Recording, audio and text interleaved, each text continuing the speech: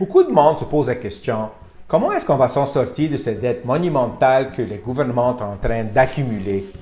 Et comment protéger nos portefeuilles en conséquence? Et en plus, qu'est-ce qui va se passer avec les élections américaines? Est-ce que ça va être un facteur positif ou négatif pour nos portefeuilles? Bonjour, mon nom est Karim Zaker et bienvenue à ma capsule web. Je vous demanderai si vous pouvez cliquer sur le mot like, share pour le partager avec votre famille et vos amis. Et en plus, si vous ne faites pas partie de ma clientèle et vous aimeriez avoir accès à mes capsules, n'hésitez pas d'aller sur YouTube, écrire mon nom et cliquer sur le mot subscribe et aussi cliquer sur la cloche. Vous allez être avisé dès que ma capsule devient publique. Alors, comment est-ce que les gouvernements vont s'en sortir de cette situation critique? Le premier étant que l'économie accroît d'une façon parabolique, qui n'est pas du tout le cas. Et on a une croissance, mais elle est très légère. Deuxième façon, c'est de faire défaut sur les dettes. Ça n'arrivera pas. Et le troisième point, c'est de s'en sortir à travers l'inflation, créer de l'inflation.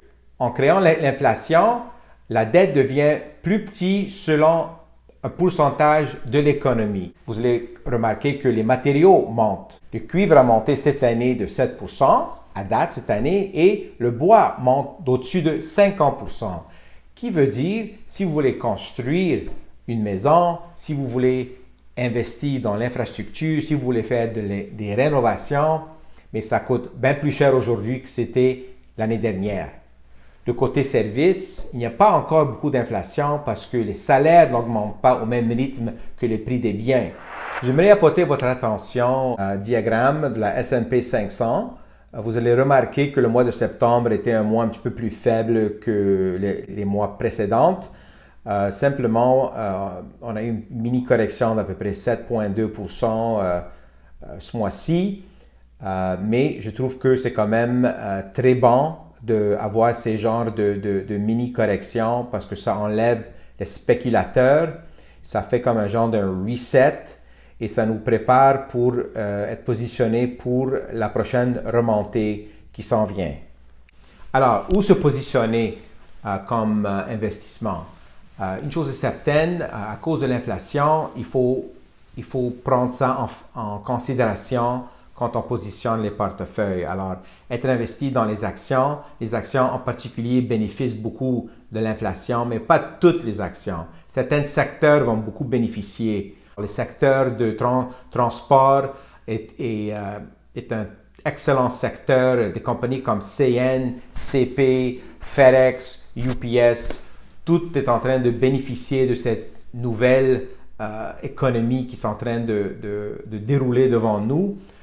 Certains autres secteurs, c'est le soin et santé qui est très important et puis les secteurs que j'appelle work from home sector. Alors, des compagnies qui vont bénéficier de le monde travailler chez eux. Les autres secteurs ou des autres placements qui vont bénéficier de l'inflation, ça va être ce qu'on appelle des obligations qui sont hedgées contre l'inflation.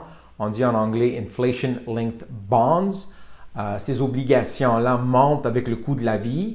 Alors, chaque portefeuille devrait avoir un petit pourcentage investi dans des hedges inflationnistes comme ces obligations-là. En plus, les métaux précieux vont aussi bénéficier soit de l'inflation ou de la déflation. Les métaux précieux en général bénéficient, en particulier l'or. La diversification veut dire accepter le bon, manquer l'extraordinaire, mais prévenir le tragique. J'ai remarqué que plus de monde a perdu de l'argent en attendant une correction que d'aller à travers une correction.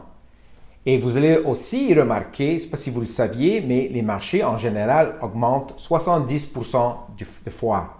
Ça veut dire que 7 fois sur 10, les marchés sont en augmentation.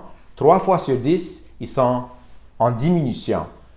J'ai remarqué dans ma carrière, qui est au-dessus de 30 ans, que market timing est quasiment impossible à réussir.